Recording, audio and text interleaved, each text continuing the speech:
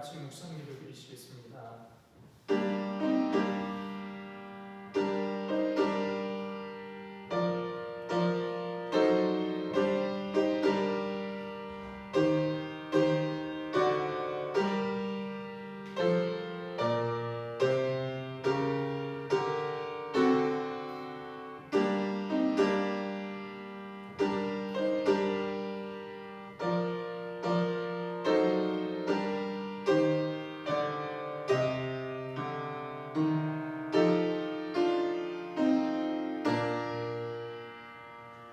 여호와는 위대하시니 우리 하나님의 성 거룩한 산에서 극진히 찬양받으시리로다. 이 하나님은 영원히 우리 하나님이시니 그가 우리를 죽을 때까지 인도하시리로다. 아멘. 우리를 인도하시며 우리의 찬양받으시기 합당하신 하나님, 오늘도 주님 앞에 나와 영광과 찬송과 예배를 드립니다. 부족한 우리들이지만 우리와 함께하셔서 우리가 드리는 예배가 하나님이 기뻐 받으시는 예배가 되도록 인도하여 주옵소서. 감사하오 예수님 이름으로 기도드립니다. 아멘. 자리에 일어나셔서 찬송가 23장 찬송을 부르시겠습니다.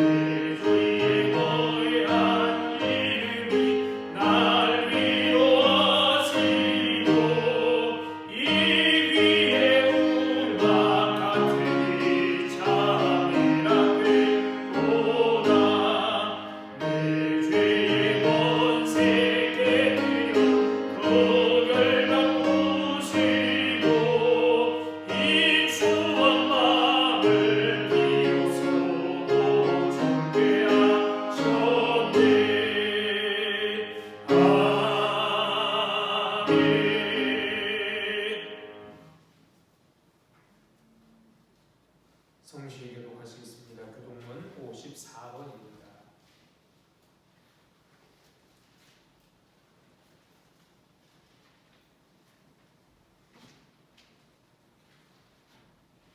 교독문 54번 시편 126편 교독합니다. 여호와께서 시온의 포로를 돌려 보내실 때 우리는 꿈꾸는 것 같았도다. 그때 우리 입에는 웃음이 가득하고 우리 혀에는 찬양이 찼었도다. 그때 문나라 가운데서 말하기를 여호와께서 그들을 위하여 큰 일을 행하셨다 하였도다. 여호와께서 우리를 위하여 큰 일을 행하셨으니 우리는 기쁘도다. 여호와여 우리의 포로를 남방 시내들같이 돌려 보내소서. 눈물을 흘리며 씨를 뿌리는 자는 기쁨으로 거두리로다. 울며 씨를 뿌리러 나가는 자는 반드시 기쁨으로 그 곡식단을 가지고 돌아오리로다. 아멘. 다같이 사도신경하심으로 신앙 고백하시겠습니다. 전능하사 천지를 만드신 하나님 아버지를 내가 믿사오며 그 외아들 우리 주 예수 그리스도를 믿사오니 이는 성령으로 잉태하사 동정녀 마리아에게 나시고 본디오 빌라도에게 고난을 받으사 십자가에 못 박혀 죽으시고 장사한 지 사흘 만에 죽은 자 가운데서 다시 살아나시며 하늘에 오르사 전능하신 하나님 우편에 앉아 계시다가 저리로서 산자와 죽은 자를 심판하러 오시리라. 성령을 믿사오며 거룩한 공예와 성도가 서로 교통하는 것과 죄를 사하여 주시는 것과 몸이 다시 사는 것과 영원히 사는 것을 믿사옵나이다. 아멘. 자리에 앉아 찬송가 352장 찬송 부르시겠습니다.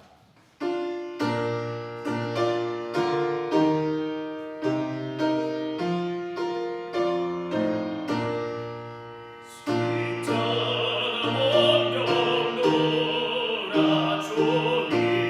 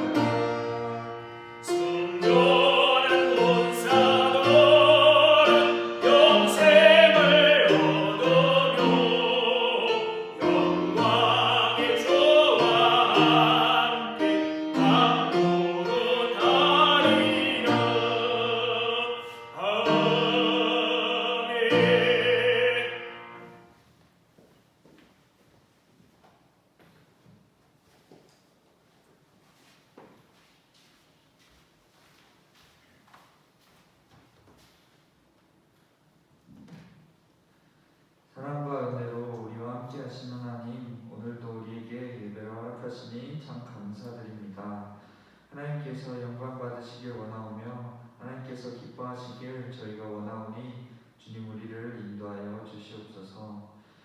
하나님, 우리는 죄인입니다. 우리가 정말 하나님의 은혜를 받아 이렇게 생명을 얻었지만 우리는 아직도 부족합니다. 주님, 우리의 영을 살리셨사오니 우리가 그 선한 것을 따를 수 있도록 항상 붙잡아 주시옵소서. 따를 것을 따르고 버릴 것을 버려서 하나님의 자녀됨이 옳게 하여 주시옵소서. 하나님, 우리나라를 위해 기도합니다. 이런 혼란스러운 순간에 하나님, 우리가 무엇을 어떻게 해야 할지 그렇게 고민하고 있습니다. 그러나 그 결과는 또 좋지 않습니다. 주님, 우리는 무지하고 또 작은 자들이오니 우리가 단지 하나님께 청종하도록 도와주시옵소서. 우리 중 누구든지 하나님을 생각하게 하시고 하나님께 소망을 두도록 저희를 인도하여 주시옵소서. 교회와 성도들을 위해 기도합니다. 하나님께서 세우신 이 교회가 하나님과 동행하길 원합니다. 하나님의 뜻을 우리가 하나도 이해할 수는 없지만 우리가 그저 하나님께서 이끄시는 대로 따라가면 됨을 압니다. 우리가 하나님을 바라보지 못할 때라도 선한 것으로 채우시는 하나님이시오니 우리가 그 하나님을 굳게 믿고 따라가게 하여 주시옵소서. 이제 말씀 듣습니다. 주님 앞에 엎드리게 하시고 주님 말씀을 듣게 하여 주시옵소서. 말씀 전하신 목사님의 마음을 감동시켜 주시고 그것을 통해 말하여서 하나님의 마음이 온전히 전달되는 그런 역사가 있게 하여 주시옵소서. 항상 감사드리며 예수님의 이름으로 기도드립니다. 아멘.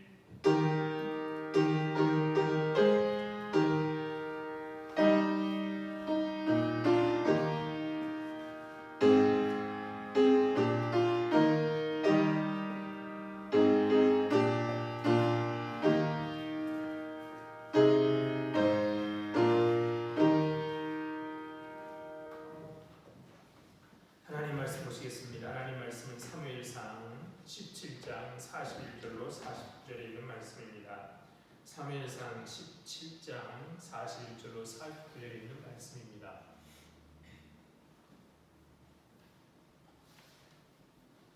찾으신 줄 알고 제가 읽겠습니다. 사무엘상 17장 41절로 49절입니다. 블레셋 사람이 방패된 사람을 앞세우고 다윗에게로 점점 가까이 나아가니라. 그 블레셋 사람이 둘러보다가 다윗을 보고 업신여기니 이는 그가 젊고 붉고 용모가 아름다움이라. 블레셋 사람이 다윗에게 이르되 내가 나를 괴로 여기고 막대기를 가지고 내게 나왔느냐 하고 그의 신들의 이름으로 다윗을 저주하고 그 블레셋 사람이 또 다윗에게 이르되 내게 오라 내가 내 살을 공중의 새들과 들짐승에게 주리라 하는지라. 다윗이 블레셋 사람에게 이르되 너는 칼과 창과 단창으로 내게 오거니와 나는 만군의 여호와의 이름 곧 내가 모욕하는 이스라엘 군대의 하나님의 이름으로 내게 나아가노라. 오늘 여호와께서 너를 내 손에 넘기시리니 내가 너를 쳐서 내 목을 베고 블레셋 군대의 시체를 오늘 공중의 새와 땅의 들짐승에게 주어 온 땅으로 이스라엘의 하나님이 계신 줄 알게 하겠고 또 여호와의 권하심이 칼과 창에 있지 아니함을 이 무리에게 알게 하리라. 전쟁은 여호와께 속한 것인즉 그가 너희를 우리 손에 넘기시리라. 블레셋 사람이 일어나 다윗에게로 마주 가까이 올 때 다윗이 블레셋 사람을 향하여 빨리 달리며 손을 주머니에 넣어 돌을 가지고 물매로 던져 블레셋 사람의 이마를 치매 돌이 그의 이마에 박히니 땅에 엎드려지니라. 아멘. 주님이 주시는 위로와 평강이 우리와 함께 하시기를 바랍니다. 이태원 참사가 일어난 지 2주가 지났지만 깊은 애도와 추모의 발길이 이어지고 있습니다. 대형 사고가 일어날 때마다 희생된 이들에 대한 최고의 애도는 이런 일이 다시는 반복되지 않도록 하는 일이라고 말하곤 합니다. 재난에 대비하는 매뉴얼을 마련하고 그것이 제대로 작동하는 시스템을 만들고 위험을 미연에 방지할 대책을 미리 세워야 함에도 불구하고 정쟁에 연연이 없는 정치권은 우리 국민을 죽음의 위협 앞에 방치했습니다. 무거운 책임을 느껴야 할 당사자들은 참사의 책임을 타자들에게 전가하는 일에 몰두하고 있습니다. 누구도 내 잘못이라고 말하지 않습니다. 국민을 국민은 애도할 일이 없는 사회를 만들어달라고 정치인들에게 권한을 위임했지만 그들은 애도의 몸짓만 있을 뿐입니다. 스스로 스승을 참칭하는 어떤 사람은 이태원 참사는 큰 기회라면서 큰 질량으로 희생해야 세계가 돌아본다라고 말했습니다. 차마 인간의 말이라고 할 수 없는 참담하기 이를 데 없는 이런 말을 들으면서 시편 시인의 호소가 생각납니다. 하나님이여 일어나 주의 온통함을 푸시고 우매한 자가 종일 주를 비방하는 것을 기억하옵소서. 우매한 자가 종일 주를 비방하는 것을 기억하옵소서. 어려운 시기일수록 우리가 누구인지 꼼꼼히 되새길 필요가 있습니다. 지금은 겸허하게 성경에게 길을 물어야 할 때입니다. 우리를 섬기는 주님이 누구신지를 분명히 알아야만 합니다. 주님을 믿고 따르는 이들은 주님의 영광을 바라보며 삽니다. 바울은 믿는 사람이 누릴 가장 큰 영광을 주님 같은 형상으로 변화되는 것이라고 말했습니다. 주님을 믿는다는 것은 단순히 그분을 경배한다는 말이 아닙니다. 완전히 변하여 점점 주님을 닮아간다는 말입니다. 주님을 믿는다는 말은 그저 일주일에 한 번 예배한다고 믿는 게 아닙니다. 주님을 닮아가는 것입니다. 하나님을 전심으로 사랑하고 이웃을 성심껏 사랑하는 사람, 세상의 아픔을 자신의 것으로 수납하는 사람, 사람을 가르는 장벽을 철폐하는 사람, 선을 행하다가 낙심하지 않는 사람, 사람을 도구로 삼는 불의한 세상에 맞서는 사람, 그러면서도 스스로 거칠어지지 않은 사람이야 말로 주님을 닮은 사람 아니겠습니까? 외모가 아니라 중심 말입니다. 하나님을 경외하고 하나님의 말씀에 순종해야 하는 이스라엘의 첫 번째 왕 사울이 하나님의 말씀에 온전히 순종하지 않자 그를 첫 번째 왕으로 세우신 하나님께서 그를 버리셨습니다. 그리고 다윗의 중심을 보시고 하나님께서는 그를 이스라엘의 왕으로 택하시고 사무엘 선지자를 통하여 기름 붓게 하셨습니다. 오늘 본문은 그 다윗이 이스라엘 백성들에게 알려지는 사건으로 다윗의 중심, 다윗의 마음이 어떠한지를 알 수 있습니다. 지중해 해변에 정착해 살고 있던 블레셋은 그 세력을 더 확장하려고 했습니다. 그런데 한편에는 지중해 바다니까 그래서 이스라엘과 충돌은 피할 수가 없었던 것이죠. 본문이 일어난 사건에 일어난 엘라 골짜기는 아주 넓은 골짜기로 비가 오면 강이 되지만 비가 오지 않으면 넓은 계곡을 형성하였습니다. 이 지중해 연안에 있던 블레셋은 이스라엘 공격하기 위해서 이런 골짜기, 비가 오지 않은 골짜기들이 여러 개 있었는데 그 골짜기를 넘었는데 그 중 하나가 엘라 골짜기입니다. 골리앗을 앞세운 블레셋은 소과 아세가 사이의 에베스 담밈에 진을 칩니다. 에베스 담밈은 피의 한계선이라는 뜻으로 아마도 이곳에 전쟁이 많이 벌어진 곳 같습니다. 이스라엘은 엘라 골짜기 북쪽에 진을 치고 있었습니다. 이때 블레셋 진영에서 한 장수가 나와 싸움을 걸어옵니다. 지금이야 전쟁을 할 때 어떻게 합니까? 먼저 비행기나 포로 폭격을 한 후에 다음에 보병이 공격하는데요. 옛날에는 이렇게 전체 군대를 대표하는 한 사람, 한 장수가 나와서 1대1로 싸움을 하는 방식이었습니다. 그런데 이 싸움을 걸러온 블레셋 사람 장수는 골리앗입니다. 이 골리앗의 키는 6규빗 한 뼘이었습니다. 오늘날로 계산하면 한 규빗이 45cm, 한 뼘이 20cm니까 그 키가 2m 90cm인 것이죠. 어마어마하게 큽니다. 키만 큰 것이 아니라 힘도 세었습니다. 그는 머리에 노트북을 쓰고 몸에 입은 몸에 갑옷을 입었는데 그 갑옷의 무게만도 56kg. 옛날 쌀 한 포대 한 가마니가 60kg, 거의 한 가마니를 옷을 입고 있었던 것이죠. 우리는 들기도 힘든데요. 옛날 사람들은 60kg 들고 살았지만 요즘 젊은이들 6kg 들기 참 버겁지요. 그런데 그는 옷으로 입었었고 무기도 가지고 있었는데 이 날 무게만 6.8kg이라 된다고 합니다. 키도 크고 힘도 세고 무시무시한 공격 무기를 가지고 싸움을 걸어오니 이스라엘 백성은 그만 줄기 들고 맙니다. 이 골리앗은 이스라엘 군대를 향하여 한 사람을 내보내 자기와 전투를 벌이고 그 결과에 따라 진 사람이 진 편이 이기는 편의 종이 되자라는 겁니다. 그러면서 이스라엘 군대를 모욕합니다.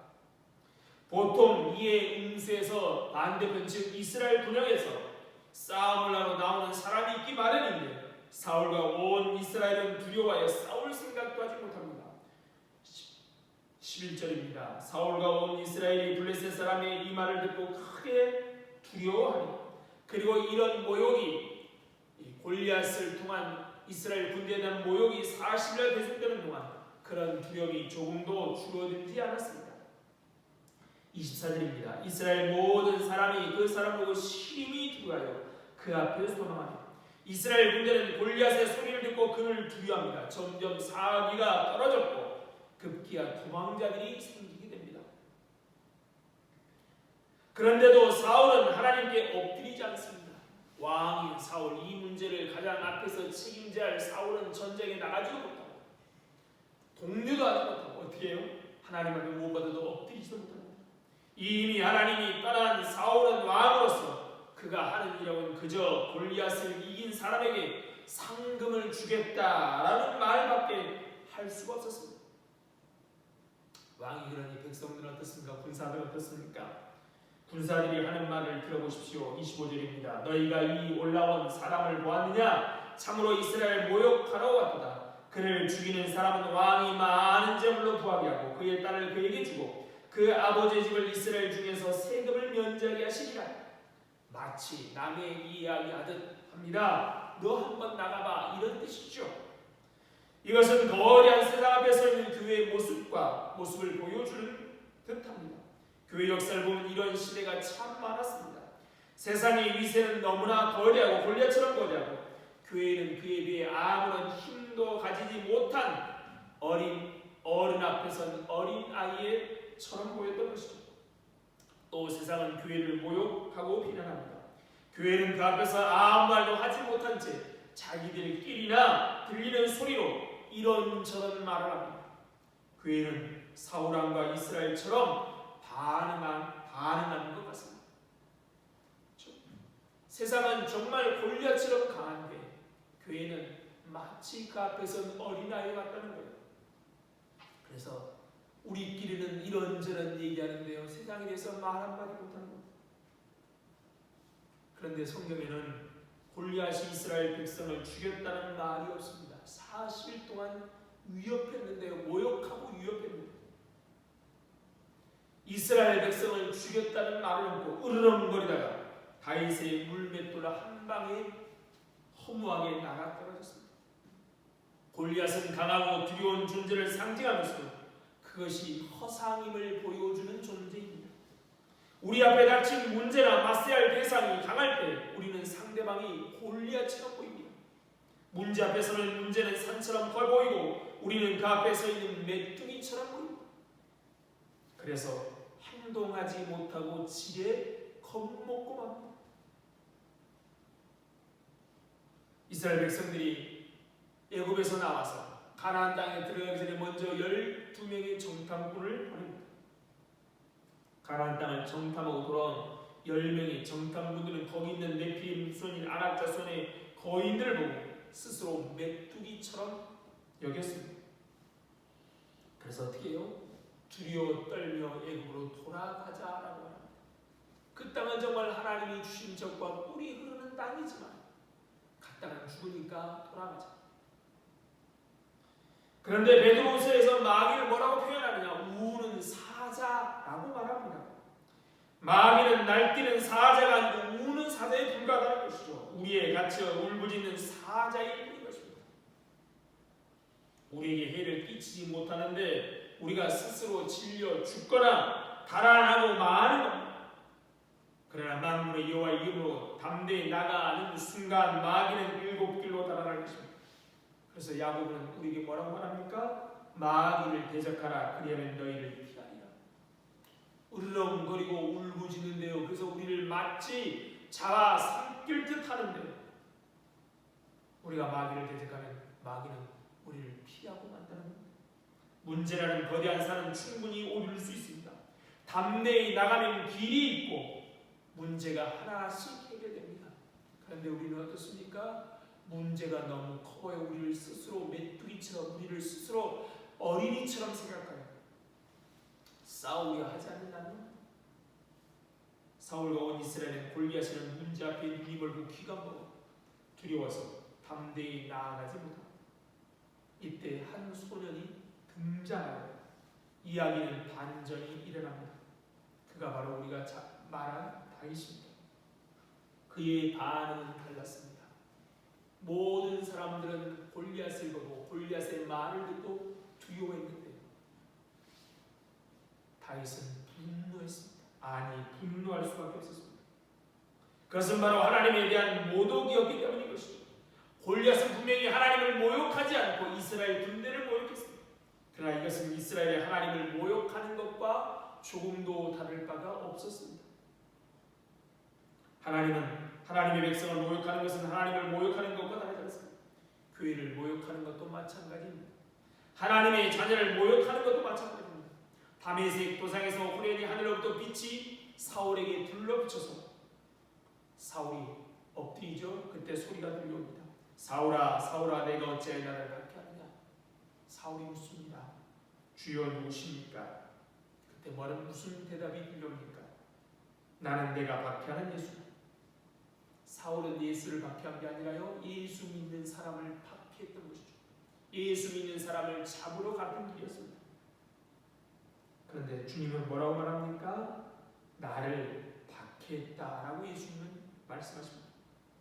예수님과 우리는 분리될 수 없습니다.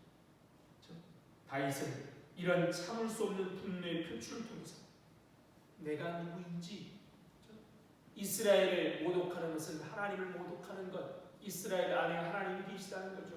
내 안에 하나님이 계시다는 겁니다. 내가 누구인지, 나는 하나님의 아들입니다. 하나님의 자녀고 하나님의 백성임을 드러내고 있습니다. 다윗은 왕이 되도록 기름 부음 받아서 잘난 척하려고 나선 것이 아닙니다. 왕이 될 저로의 기회라서 행동한 것이 아닙니다. 사울 왕이 내건 상금 때문에 행동한 것도 아닙니다. 이런 용기는 하늘과 땅을 창조하신 창조주와의 교통과 만남을 통해 살아있는 믿음 안에서만 나오는 행동입니다. 목숨을 건 싸움에 담대히 나아간 것은 하나님을 바라보는 믿음으로만 가능한 겁니다. 그러나 다윗의 행동이 아무 준비도 없이 어느 날 갑자기 일어난 믿음으로 말미암은 것이 아닙니다. 어느 날 갑자기 대박이 터져서 부자가 됐다는 식으로 믿음은 작용하지 않습니다. 물론 주님의 말씀처럼 먼저 된 자가 나중되고 나중된 자가 먼저 되는 신앙의 영역 안에서 얼마든 일어나지만, 그러나 이것도 하나님께서 사람을 믿음으로 인도하시고 다뤄가시는 과정의 매일매 순간 순종의 태도를 드러냄으로써 믿음이 자라난다는 대원칙에서는 벗어나지 않습니다. 하나님께서 우리에게 인생이라는 짧지 않은 시간을 허락하신 이유는 우리의 신앙이 자라가야 하기 때문인 것입니다. 어느 날 아침에 일어났더니 믿음의 부자가 되는 것이 아닙니다. 다윗이 보여주는 이런 신앙의 용기, 믿음은 매일의 일상 속에 경험하는 하나님이 체험이 얼마나 중요한지 우리에게 가르쳐줍니다. 갑자기 다윗이 이렇게 믿음이 대단한 사람이 된 것이 아닙니다. 다윗의 한 말을 듣고 다윗을 불렀지만 다윗이 소년임을 알고 사울 왕은 너는 골리앗과 싸울 만한 존재가 아니라 라고 말할 때 다윗이 한 말을 여러분 보십시오. 34절로 35절입니다. 주의 종이 아버지 양을 지킬 때 사자나 곰이 와서 양떼에서 새끼를 물어가면 내가 따라가서 그것을 치고 그 입에서 새끼를 건져내었고 그것이 일어나 나를 해하고자 하면 내가 그 수염을 잡고 그것을 쳐 죽였나이다. 다윗은 자기 힘과 능력을 자랑하려고 이렇게 사울 앞에서 이렇게 말하는 것이 아닙니다. 이어서 30절에 이렇게 말합니다. 여호와께서 나를 사자의 발톱과 곰의 발톱에서 건져내셨은지 나를 이 블레셋 사람의 손에서도 건져내십니다. 주어는 하나님이십니다. 자신의 힘이 아니라 하나님께서 나를 지켜주셨다는 겁니다. 그는 목동으로 양을 칠 때 하나님이 어떤 분인지를 경험하고 있었다는 겁니다. 자신의 일상 속에서 하나님의 살아계심과 하나님의 선하심과 자기를 보호하시는 하나님이심을 그는 경험했기에 오늘 골리앗 앞에서 신앙의 용기를 낼 수 있다는 말입니다. 매일의 삶 속에서 하나님을 경험하고 살아가지 않던 사람이 어느 날 갑자기 용기를 낸다고 해서 되는 일이 아니라는 겁니다. 신앙에는 단계가 있습니다. 하나님께서 처음부터 이런 엄청난 일을 맡기시지 않습니다. 다윗이 믿음이 없는데 골리앗과 싸우도록 맡기시는 분이 아니라는 겁니다. 하나님은 특별한 방식으로 하나님의 살아계심을 깊이 경험하게 하시면서 그 믿음이 감당할 수 있도록 하나님은 우리를 훈련시키신 것이죠. 우리는 매일 매 순간 일상의 삶 속에서 정말 하나님이 계신지 하나님이 살아계신지 경험하고 있으십니다. 우리는 하나님의 보호하신 하나님의 선하신 하나님을 경험하는 우리는 일상에 경험한 일들이 있습니다. 모두 하나님의 백성, 하나님의 자녀들에게 하나님은 당신 자신을 계시하고 알려주기를 기뻐하시면서 스스로 우리의 삶 가운데 당신을 드러내십니다.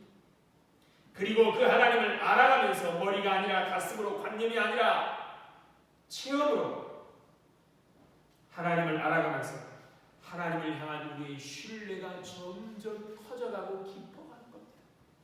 하루아침에 하나님을 신뢰하는 게 아니에요. 그렇죠? 이런 하나님의 역사를 경험하면서 우리 삶 속에 개입하신 하나님을 알아가면서 크신 하나님의 사랑을 알아가면서 하나님에 대한 신뢰가 점점 커져가는 겁니다. 그래서 그 누구도 이길 수 없다는 골리앗 앞에서 하나님을 신뢰하고 나갈 수 있는 것이죠. 이런 일의 장애물이 무엇인지 아십니까? 믿음의 작은 순종을 하지 않는 것이 장애물입니다. 사자나 곰이 양 새끼를 물고 가면 어떻게 해야 되죠? 그저 있는 것 데리고 도망한다면 그런 하나님을 경험할 수 없습니다. 사자와 곰으로부터 구원하시는 하나님을 경험할 수 없는 것이죠. 하나님께서는 우리의 모든 상황 속에서 믿음을 시험하십니다. 믿음을 사용하라, 믿음대로 행하라 라고 우리에게 도전하십니다. 그런데 믿음이 아니라 계산에 따라서 행동하기를 빨리 하는 사람은 결단코 하나님을 경험하지 못합니다. 이런 경험이 없는 믿음은 머릿속의 믿음이고 관념적 믿음이며 힘이 없고 우리를 구원하지 못할 헛된 믿음일 뿐입니다. 다윗이 보여주는 믿음의 용기는 매일매일의 삶 속에서 경험한 살아계신 하나님에 대한 체험에서 나온 것입니다.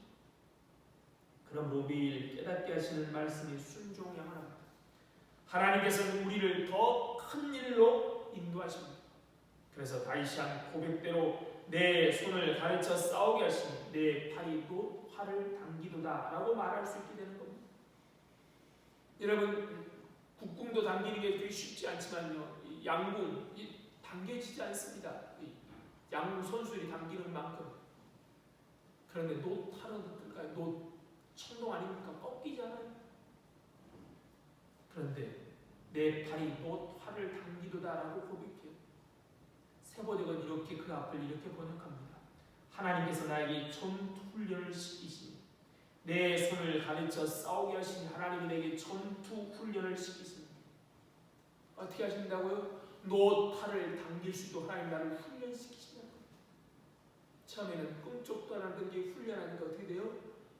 노탈을 당겨지는 겁니다. 신앙 성장은 하루아침에 일어나지 않습니다. 매일매일 하나님의 훈련을 통하여 우리가 성장하는 겁니다. 하루아침에 대단한 믿음의 소유자가 되는 것이 아닙니다. 매일매일 삶 속에 비록 적은 일일지라도 믿음으로 답하는 훈련을 계속해야 이렇게 노화를 당길 만한 사람이 되는 겁니다. 다윗이 비록 어리지만 이렇게 훈련을 통하여 얼마나 변화되고 성장하였습니까? 예고가 아니라 중심을 보신 하나님의 마음에 맞는 다윗의 마음이 어떻게 변하고 있습니까? 기름을 가지고 하나님의 마음에 맞는 사람을 기름 부으러 베들레헴에 갔던 사무엘은 이새의 큰아들 엘리압을 보고 마음이 흡족했습니다. 그런데 하나님 뭐라고 말씀하시는? 아니다. 나는 외모를 보지 않고 중심을 보신다 하시면서 하나님이 택한 사람은 가장 막내 어린 다윗이었는데 그의 마음이 어떻게 하나님은 그를 중심 보시고 택 하셨을까요? 오늘 본문 45절로 47절에 다윗이 블레셋 장군 골리 앞에서 하는 말을 통해서 다윗의 마음이 어떤지를 우리는 알 수 있습니다. 그의 마음은 한마디로 자기가 아니라 하나님으로 가득 차 있었습니다. 그의 말을 통해서 알 수 있는 것이죠. 첫째, 그가 한 말이 뭡니까? 그는 하나님의 이름을 위해서라고 말합니다. 이것이 바로 모든 하나님의 사람이 가지고 있는 마음입니다. 우리가 행동하는 이유, 하나님의 이름 때문이라는 겁니다. 자기는 죽어도 자기 이름은 땅바닥에 떨어져도 그를 참을 수 없게 하는 것은 하나님의 이름이 모욕당하는 것이었습니다. 그에게는 하나님의 이름에 대한 주존심, 사람에게는 자존심이 있다는 모든 사람은 자존심을 내세우는데요. 그는 주님이 존귀케 됨을 그의 마음 가장 강하게 붙들고 있었던 것입니다. 나는 칼과 창과 단창으로 내게 오니와 나는 만군의 여호와의 이름 곧 내가 모욕하는 이스라엘 군대의 하나님의 이름으로 내게 합니다. 내가 모욕하는 그 이름이 어떤 이름인지 보여주리라는 말인 것이죠. 사람들은 보통 자기 이름이나 가문의 이름이 모욕당하는 것을 참지 못합니다. 자존심이죠. 그러나 하나님의 사람이 있어서 자존심은 십자가에 못 박아 죽었습니다. 우리 주님과 함께 죽어야 하지요. 그 대신 그에게는 하나님이 하나님 되시고 하나님이 우리의 주인 되시고 주재권을 인정하고 주존심만 남아있어야 하는 거죠. 주님의 이름이 높아지는 것이 그의 소원입니다. 주님의 이름이 높임을 받지 못하는 것에 대한 아찔함, 답답함이 있습니다. 이것은 대단한 믿음의 사람에게 있는 것이 아니라 하나님의 자녀라면, 하나님의 백성이라면 누구나 가지는 겁니다. 다윗이 참지 못한 것이 이것이. 왜 참지 못했느냐? 하나님의 이름 때문에. 그의 마음에는 그래서 하나님의 마음으로 가득 차 있습니다. 두 번째로 다윗은 온 땅으로 이스라엘 하나님이 계신 줄을 알게 합니다. 오늘 있게 될 사건을 통해 그렇게 될 것이라 라는 말입니다. 골리앗이 소년에게 죽임을 당함으로써 이스라엘에 계신 하나님이 온 땅에 알려지기를 원한다는 겁니다. 삶의 이유도 하나님의 이름이고 삶의 목적도 하나님입니다. 온 이스라엘로 하나님이 계신 줄, 내가 이 전쟁을 통해서 얼마나 대단한 사람인지, 내가 기름 부음 받은 것이 드러나기를 원하는 것이 아니라 하나님의 이름이 높아지는 것이죠. 이 전쟁을 통해서 내가 왕의 사위가 되겠다, 왕의 세금에 면제를 받겠다는 것이 아니라 하나님이 온 땅에 계시는 줄 알게 합니다.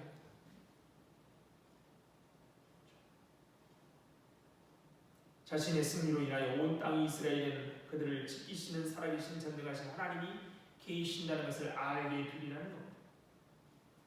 다윗의 마음의 마음은 오직 하나님밖에 없습니다. 다윗은 없습니다. 왜 이렇게 분노했느냐? 하나님의 이름이 모독받았기 때문입니다. 왜 그러면 이 싸울이 하느냐? 하나님을 온 땅에 계심을 드러내고자. 이유도 목적도 하나님입니다. 마지막 세 번째, 다윗은 여호와의 구원하심이 칼과 창에 있지 아니함을 이 무리로 알게 됩니다. 방법 또한 하나님입니다. 세상은 다 이렇게 말합니다. 문제는 사람이다. 문제는 능력이다. 문제는 크기다. 문제는 병력이다.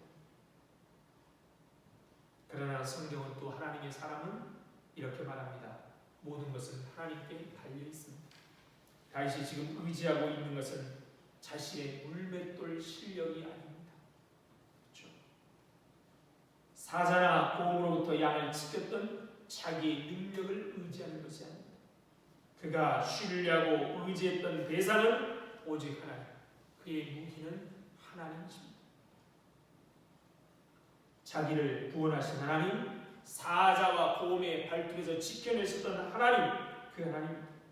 그는 사울이 입혀주는 갑옷을 신뢰하지 않았습니다. 그렇죠? 그래서 벗어버리죠.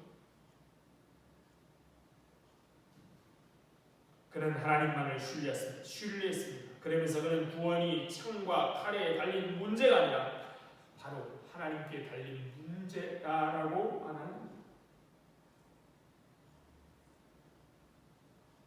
하나님만 바라보고 있지. 자신이 아는 것을 모두 알기를 바랍니다. 구원이 하나님께 달려 있습니다. 내가 누군지를 몰라주어 화가 날 때가 있으십니까? 아직도 그런 자리에 머물러 계십니까? 아니면 다윗처럼 하나님이 어떤 분인지 알려지기를 원하십니까? 주님은 우리에게 이렇게 분명히 말씀하셨습니다. 누구든지 나를 따라오려면 자기를 부인하고 자기 십자가를 지고 나를 따르는 것이다. 하나님의 백성이라면 우리 마음에 하나님으로 가득해야 되는데 그 하나님으로 가득한 우리는 어떻게 돼요? 자기를 부인할 수밖에 없는 것이죠. 내가 골리앗에 비해서 얼마나 적은가? 나는 내가 가지고 있는 무기가 골리앗이 가지고 있는 무기와 얼마큼 차이가 나는가? 거기에 다윗은 관심이 없습니다. 내 안에 주님, 내 안에 계신 하나님, 거기에만 관심이 있습니다. 자기가 얼마나 힘이 있느냐, 자기가 얼마나 능력이 뛰어나냐, 그것 보지 않아요. 자기를 부인하고 자기 안에 계신 하나님만 바라보는 겁니다. 이것이 하나님의 마음에 들었던 다윗의 마음입니다. 자기 자존심에 죽고 사는 인물이 아니라 하나님의 이름에 대한 열심을 뜨겁게 품었습니다. 자존심은 그에게 중요하지 않았습니다. 그래서 그는 형 엘리압의 지나친 모욕에 대해서 흥분하지 않았습니다. 그렇죠? 그러나 하나님을 모욕하는 골리앗의 말에는 분노했습니다. 오늘 우리에게도 다윗이 가졌던 이런 마음이 있습니까? 오직 하나님으로 가득한 마음만. 분명히 기억하십시오. 하나님을 존중히 여기는 자를 하나님은 존중히 여기시고 하나님을 멸시하는 자를 하나님은 경멸하십니다. 하나님은 자기보다 하나님을 높인 다윗을 왕으로 세우셨습니다. 왜냐하면 그는 하나님을 존중히 여기고 높였기 때문인 것이죠. 그런 다윗이 골리앗이라는 거인 앞에 섰을 때 눈멀고 귀먹고 두려워하는 이스라엘 사람들과 달리 살아계신 하나님의 능력을 믿고 전 일생을 그리고 생명을 던졌습니다. 그런 용기와 믿음이 이스라엘 안에 하나님의 구원의 능력이 나타나게 하였습니다. 한 사람 다윗이 오로지 하나님만 의지하자 하나님의 능력이 이스라엘 안에 드러났습니다. 오늘날 골리앗 같은 거대한 문제로 공포와 두려움이 가득한 이 세상에서 하나님을 높이고 존중히 여기는 우리를 통해서 또 우리 공동교를 통해서 하나님의 능력이, 하나님의 구원의 능력이 온전히 드러나게, 할 수 없다, 안 된다 라고 말하는 세상 가운데 교회는 이미 힘을 잃고 세상 사람들의 관심에 사라져가는 이런 세상입니다. 그 누구도 국민의 국민의 안전을 책임지지 않는 세상. 오직 하나님만 존중히 여기는 우리를 통하여, 우리 믿는 사람들을 통하여 하나님의 능력이 교회와 세상 가운데 드러나기를 소망합니다. 참 좋으신 하나님, 은혜와 사랑을 감사합니다. 골리앗 같은 많은 문제들이 우리를 위협해 옵니다. 그런 위협 가운데라도 우리를 지켜주시고 우리에게 마음의 용기와 힘을 주셔서 두려움 앞에, 골리앗 같은 두려움 앞에 담대히 맞설 수 있는 힘을 주신 하나님, 하나님의 은혜와 사랑을 감사합니다. 사자 앞에 선 하루 강아지일지라도 하나님을 믿는 믿음이 우리 안에 있다면 얼마든지 물리칠 수 있음을 우리가 믿을 수 있도록 도와주시고, 그래서 하나님만 의지하도록 은혜 베풀어 주소서. 우리의 걸음, 우리의 삶의 이유가 오직 하나님이고, 우리의 목적 또한 하나님이고, 방법 또한 하나님이기를 원합니다. 하나님, 내 안에 나를 드러내고 싶은 이런 얄팍한 이런 자존심을 하나님 십자가에 묶어주시고 오직 주님만 드러내며, 그래서 내가 아니라 하나님의 방법으로 하나님이 원하시는 대로 이 세상을 싸워 이길 수 있도록 은혜 베푸셔서 우리를 통하여 온 땅이 하나님의 구원이 드러날 수 있도록 역사하여 주옵소서. 지금도 이렇게 참 원통해하고 예통해하며 또는 두려워서 어쩔 줄 몰라 하는 사람들에게 하나님의 구원이, 아버지 하나님의 위로가 넘치도록 우리를 사용하여 주옵소서. 감사하며 예수님 이름으로 기도드립니다. 아멘. 찬송가 327장 찬송 부르시면서 준비하시는 분 계시겠습니다. 327장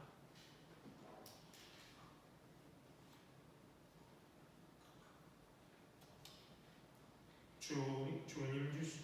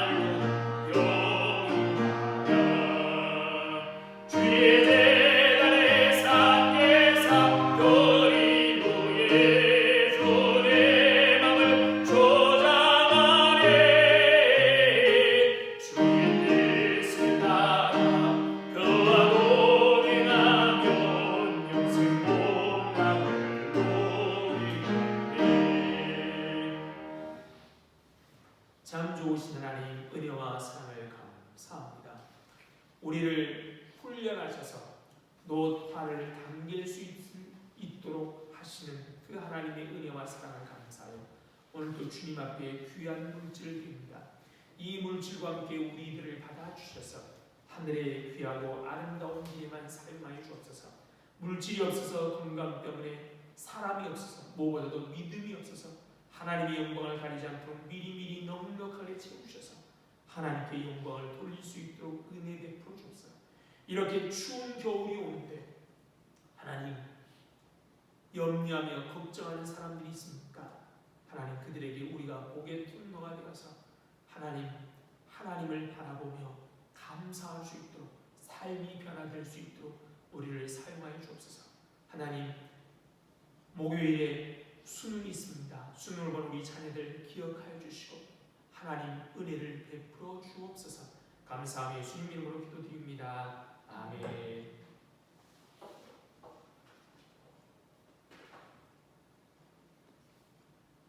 알려드립니다. 다음 주일이 성례주일입니다. 성찬식 있습니다. 아마 유아세례도 있을 것 같은데요. 네, 있습니다. 그러니까 한 주간 건강하게 보내시고 합당하게 하나님 주님의 잔을 떡과 잔을 받기를 바랍니다.